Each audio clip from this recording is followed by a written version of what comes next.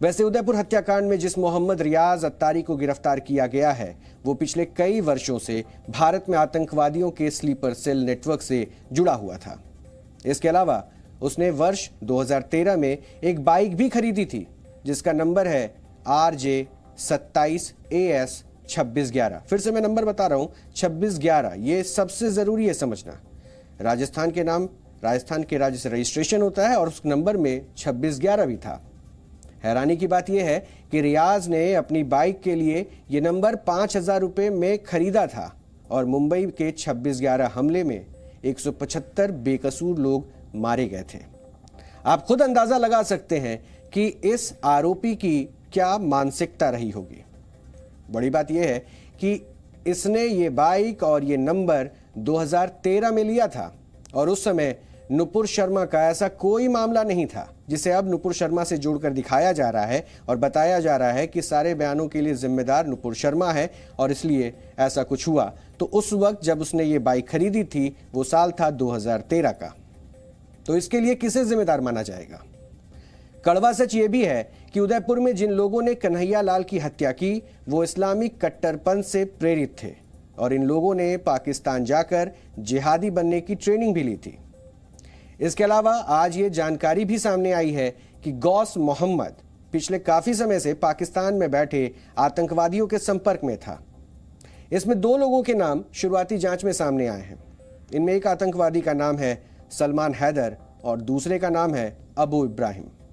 सलमान हैदर ने ही गौस मोहम्मद की मुलाकात अबू इब्राहिम से कराई थी और फिर अबू इब्राहिम ने सलमान हैदर को जिहादी बनने की ट्रेनिंग पाकिस्तान में दी थी। हैरानी की बात यह भी है कि मोहम्मद रियाज अत्तारी और गौस मोहम्मद दोनों तालिबान के वीडियोस देखते थे और इस आतंकवादी संगठन से काफी ज्यादा प्रभावित थे। इतना ही नहीं, ये दोनों ही आरोपी दावते इस्लामी नाम के संगठन से भी जुड़े हुए थे जिस पर भारत में जबरन धर्म परिवर्तन कराने के आरोप लगते रहे हैं। और अब NIA ने कानपुर में इस संगठन में एक मरकज की जांच भी शुरू कर दी है जिसके 50,000 अनुयायी यहां हो सकते हैं, ऐसा दावा किया जा रहा है।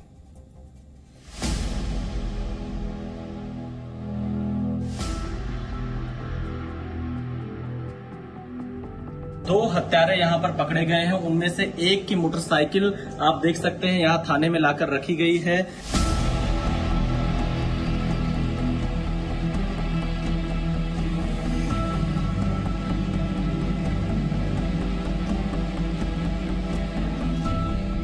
इस वक्त हम पुलिस धान मंडी में मौजूद हैं और ये यहाँ का थाना है। जो 2 हत्यारे यहाँ पर पकड़े गए हैं उनमें से एक की मोटरसाइकिल आप देख सकते हैं यहाँ थाने में लाकर रखी गई है जिसका नंबर आप जब देखेंगे तो वो 2611 का ये पूरा नंबर यहाँ पर दिखाई पड़ेगा। तस्वीरों में आप देख सकते हैं। इस 2611 नंबर का क्या अर्थ निकाला जाए ये देखना एक बड़ी बात है क्योंकि उनके कब्जे से ये मोटरसाइकिल इन्हें मिली है। क्या इसका कोई कोडिंग, कोई संदेश मुंबई हमले को लेकर है जो 26 नवंबर को हुआ था मुंबई में? क्योंकि जिस तरह से इन दोनों हत्यारों के कनेक्शन आतंकी संगठनों से निकल कर आ रहे हैं, NIA जांच कर रही है, राजस्थान की ATS जांच कर रही है, उससे कई बड़े सवाल खड़े हो रहे हैं कि क्या इनके पीछे कोई संगठन भी यहां पर जुटे हुए हैं।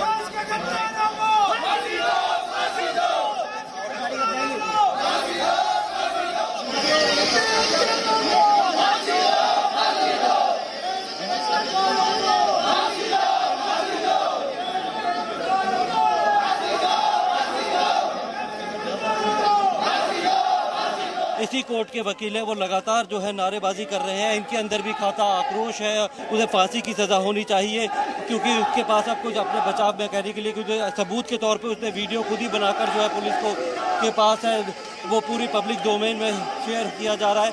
तो ऐसे में बहुत लंबा मुकदमा नहीं चलना चाहिए और ये गुस्सा जो है ये वकीलों का है जो कि लगातार नारेबाजी कर रहे हैं और फांसी की सजा की मांग कर रहे हैं। यहाँ पर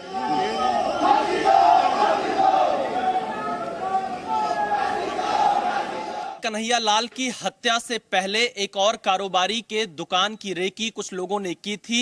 16 जून को यह रेकी उदयपुर में जो नितिन जैन टायर कारोबारी हैं उनके दुकान पर की थी। उन्होंने भी नुपुर शर्मा की पोस्ट को शेयर कर दिया था, जिसके बाद से कुछ लोग उनके टायर की दुकान पर यह पूछते हुए पहुंचे थे कि नितिन जैन कौन है, और दुकान पर काम करने वाले लड़के ने बताया कि यहां पर नितिन जैन नहीं है। और जब यह बात नितिन जैन को पता चली तब से वो यहां से कहीं दूसरी जगह चले गए हैं, क्योंकि परिवार भी काफी डर में है, सदमे में है, क्योंकि जिस तरह से कन्हैया लाल की रेकी करके हत्या की गई उसके बाद से कहीं ना कहीं मन में डर जरूर इस परिवार के भी होगा। और इस वक्त हम नितिन जैन के घर पर मौजूद हैं उदयपुर में। ये सेक्टर 11 का इलाका है, ये उनका घर है जहां पर इस वक्त हम मौजूद हैं। और फिलहाल यहां पर कोई मीडिया से बातचीत नहीं कर रहा है, और क्योंकि जिस तरह से कन्हैया लाल के साथ ये पूरी घटना हुई है, अगर वही लोग या उससे संबंधित लोगों ने ही दुकान की रेकी की है तो यह अपने आप में एक बहुत बड़ा सवाल है। क्या हुआ था? नितिन जैन को कौन धमकी देने आए थे, क्या करने आए थे? उन्होंने देखा नहीं, उन्होंने वो बता रहे थे एक बार तो 2 लड़के आए, एक बार 3 लड़के आए। हाँ, क्या पूछ रहे थे वो लोग? वो नितिन के लिए पूछ रहे थे, नितिन आया क्या? कौन लोग धमकी देने आए थे, क्या करने आए थे नितिन जैन की दुकान पर? इनकी दुकान पर कोई मोमेंटन आए थे 2-3 4 एक जने, और वीडियो पोस्ट की उसके लिए पूछ रहे थे उनको। हाँ। और फिर पूछा, फिर पुलिस वाला है। हाँ। फिर ये बैठ के गए साथ में। फिर क्या पता क्या रिपोर्ट हुई, उसके बाद पता नहीं। ये कब की घटना है, कितने तारीख के आसपास? तारीख तो एक्चुअली मुझे ध्यान नहीं है, मगर 15-20 दिन हो गए।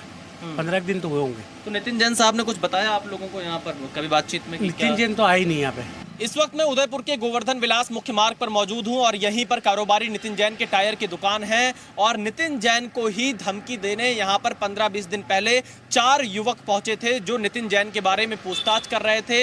ये उनके टायर की दुकान है, शुभ लक्ष्मी टायर कॉर्पोरेशन के नाम से। मुख्य सड़क के किनारे ही ये पूरी टायर की उनकी एजेंसी है जहां पर उनका कामकाज चलता है। बताया ये जा रहा है, जो चश्मदीद बता रहे हैं कि 4 युवक यहां पर पहुंचे थे और नितिन जैन की दुकान में काम करने वाले लड़कों से यह पूछा कि नितिन जैन कहां हैं। इसके बाद ये पूछा कि यह पोस्ट सोशल मीडिया पर क्यों की थी नुपुर शर्मा वाले मामले को लेकर, और वहां पर नितिन जैन को धमकी भी दी गई थी, ऐसा चश्मदीदों का मानना है। हालांकि इस घटना के बाद से पुलिस ने नितिन जैन के परिवार की सुरक्षा बढ़ा दी है। नितिन जैन फिलहाल दुकान पर मौजूद नहीं है, घर पर मौजूद नहीं है, वो शहर से कहीं बाहर है। दुकान उनकी बंद पड़ी हुई है, हालांकि कर्फ्यू भी लगा हुआ है। पर कुल मिलाकर अगर देखें तो पुलिस के सामने सबसे बड़ी चुनौती यही है कि ये 4 युवक कौन थे जो यहां पर धमकी देने पहुंचे थे, क्योंकि 2 जो हत्यारे जिन्होंने कन्हैया लाल की हत्या की थी उनको तो पुलिस पकड़ चुकी है, लेकिन क्या जिन्होंने नितिन जैन के दुकान की रेकी की, क्या वो पुलिस की गिरफ्त में आएंगे या नहीं? कैमरामैन धीरेन्द्र के साथ विशाल पांडे, जी मीडिया, उदयपुर। उदयपुर की घटना में आज हमारे देश के लिए 3 बड़े सवाल छिपे हैं। पहला, क्या अभिव्यक्ति की आजादी को धर्म के आधार पर बांटा जा सकता है? दूसरा सवाल यह है कि क्या धार्मिक अपमान के मुद्दे पर किसी की हत्या करना जायज है? और तीसरा सवाल यह है कि क्या भारत संविधान के हिसाब से चलेगा या शरिया कानून के हिसाब से? आज इन सवालों के जवाब आपको भी जरूर तलाशने चाहिए।